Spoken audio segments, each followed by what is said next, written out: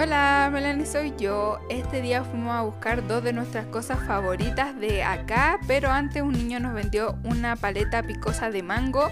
Fuimos a la Comer, a la parte de panadería, a buscar unos chanchitos de piloncillo, que el piloncillo para nosotros es chancaca.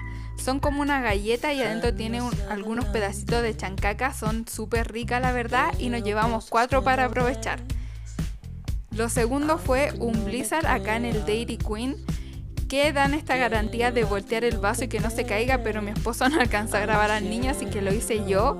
Mi sabor favorito es de pay de queso con frutos rojos. La textura de esto es como yogur griego combinado con helado y la verdad es que es muy rico. Así que espero que les haya gustado este videito.